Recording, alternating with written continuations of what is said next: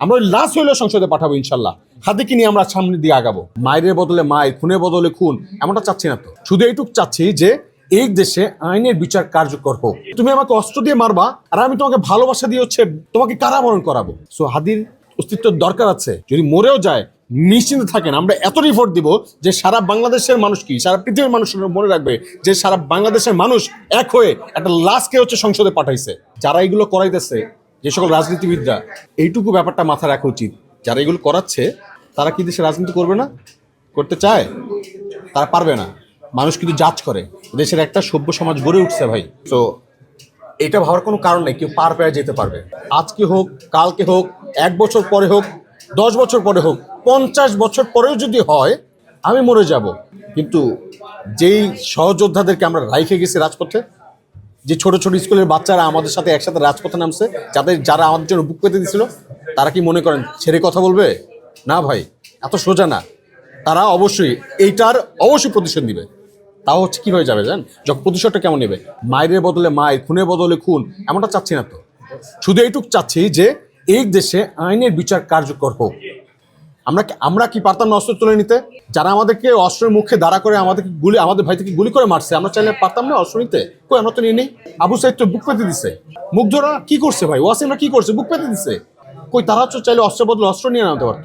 একটা প্রজন্ম আপনাদেরকে এইটুকু মেসেজ দিচ্ছে যে তুমি আমাকে অস্ত্র দিয়ে মারবা আর আমি তোমাকে ভালোবাসা দিয়ে তোমাকে কারাবরণ করাবো।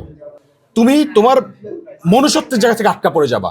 মনে রাখবেন, মানুষকে যখন আপনি জেলে ভরে না, তাকে মেরে না, তাকে খুন করে সাজা দিয়ে না, যখন আপনি তার মনুষ্যত্বের জায়গায় আঘাত করতে পারবেন, তাকে ফিল করতে পারবেন, গিল ফিল করতে পারবেন, তখন না ভিতর থেকে যে কষ্টটা পাবে, এই কষ্ট আসলে কোনো জেলে নাই পৃথিবীর। সেইটুকু বলবো যে ভাই, আমরা হাদি ভাইয়ের সুস্থতা কামনা করছি। আমরা দোয়া করি যেন আল্লাহ তাকে সুস্থতা দান করেন, এবং আমরা সবাই অপেক্ষা করছি তিনি আবার রাজপথে ফিরে আসবেন অতি দ্রুত ইনশাআল্লাহ। এবং দেশে আসার পরে এখন সবার প্রথমে যেই আকাঙ্ক্ষাটা, যে আমি এখন হাদি ভাইয়ের যে আসনে এতদিন যাবত তিনি যেই কাজটা করতেন, যে প্রচারণা করতেন, সেই কাজটা আসলে আমাদের করা উচিত। এখন আমরা যাব, মানুষের দ্বারা দ্বারা যাব। হাদির যে স্পিরিট, হাদির যে স্পিরিট, সে যে কথা বলছে চাঁদাবাজের বিরুদ্ধে, লুটতরাজের বিরুদ্ধে, ফ্যাসিস্টের বিরুদ্ধে, ফ্যাসিজমের বিরুদ্ধে, তার যে লড়াই, যে আদর্শিক সংগ্রাম, সেই সংগ্রামটাকে আমাদের জারি রাখতে হবে। এখন সেটাকে জাগ্রত করে রাখতে হবে। যদি এই সংগ্রামটা, এই আদর্শ, এই চেতনাটা যদি মরে যায়, তখন হাদির মৃত্যু হবে। হাদির সোল যদি মরে যায়, তাহলে মনে করবেন হাদি মারা গেছে। হাদি বেঁচে থাকবে আমাদের মধ্যে দিয়ে। ওই যে বাচ্চারা স্কুলে কলেজে বাচ্চারা আছে, যারা ফেসবুকে দেখেন কি চলে উল্টাপাল্টা বলে হাদির ডায়লগ মেরে দেয়, ওই বাচ্চারা কিন্তু জাগ্রত থাকবে। ওরা বড় হবে একদিন, ওরা একদিন আমলা হবে, ওরা একদিন রাজনীতিবিদ হবে। তখন আপনাদের প্রত্যেককে, যারা যারা এই অন্যায়ের সাথে যুক্ত আছেন, যারা যারা এখন চুপ আছেন, তাদেরকে ওদের কাছে জবাবদিহিতা করতে হবে। আমরা সবাই জবাবদিহিতার আওতায় আনবো ইনশাআল্লাহ।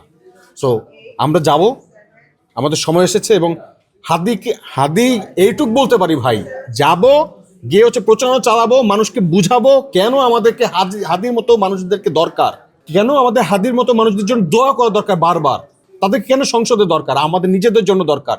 কারণ এই হাদির মতো মানুষেরা জানে যে আমাদের কষ্টটা কি, এই হাদির মতো মানুষেরা জানে যে চাল কিনতে গেলে কয় টাকা খরচ হয়, আর কয় টাকা সেই চাল কেনা, 1 কেজি চাল কেনার জন্য কতখানি এফোর্ট দিতে হয়। হাদির মতো লোকেরা জানে। হাদির মতো লোকেরা আমাদের কথা বলে। এই কষ্টটা আমাদের পরিবারের হয়, আমাদের মতো মানুষের হয়। সো হাদির অস্তিত্বের দরকার আছে। যদি মরেও যায় নিশ্চিন্ত থাকেন, আমরা এত রিপোর্ট দিব যে সারা বাংলাদেশের মানুষ কি, সারা পৃথিবীর মানুষ মনে রাখবে যে সারা বাংলাদেশের মানুষ এক হয়ে একটা লাশকে সংসদে পাঠাইছে। আমরা ওই লাশ হইলেও সংসদে পাঠাবো ইনশাল্লাহ। হাদিকে নিয়ে আমরা সামনে দিয়ে আগাবো। হাদির চেতনায় আমরা সারা বাংলাদেশের মানুষের যত রকম নতুন নতুন তরুণ রাজপথে দাঁড়াবে, তার জন্য হাদির যে চেতনা আদর্শিক, তার যে বোঝাপড়া, তার যে আল্লাহর রাস্তায় নেমে যাওয়া, শহীদের তামান্না নিয়ে নেমে যাওয়া, মানুষের জন্য কাজ করতে চাওয়া, মানুষের জন্য চেষ্টা করা, সংগ্রাম করা, লড়াই করা, এটার জন্য তরুণ ধারণ করে। এই ব্যাপারটা আমরা এখন শিক্ষা দেওয়ার চেষ্টা করবো। আমরা এখন সবাই মিলে নামবো ইনশাল্লাহ।